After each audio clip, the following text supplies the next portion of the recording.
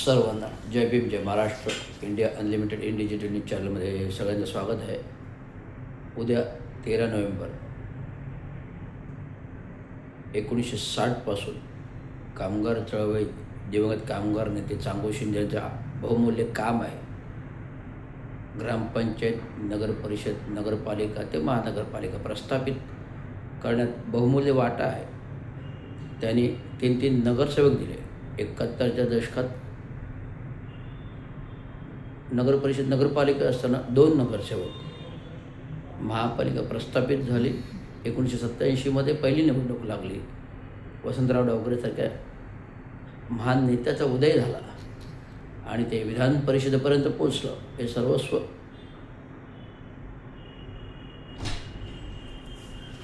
आशीर्वाद, हे सर्वस्व आशीर्वाद जे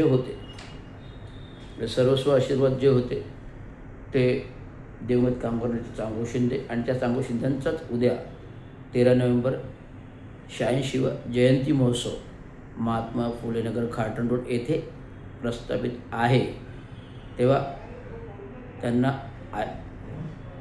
त्यांच्या या जयंतीच्या दिनी सर्वांना आदरांजली वाहण्यासाठी संपूर्ण नेते मंडळीला ठाणे शहरातील, ठाणे जिल्ह्यातील आमंत्रित करण्यात येत आहे की हा कार्यक्रम बौद्ध धम्मचक्र प्रवर्तन समिती, महात्मा फुले नगर, खाटण रोड, जोशी बेडेकर कॉलेजसमोर त्यांच्या प्रस्थापित बुद्धविहाराच्या जागेत हा कार्यक्रम होत आहे.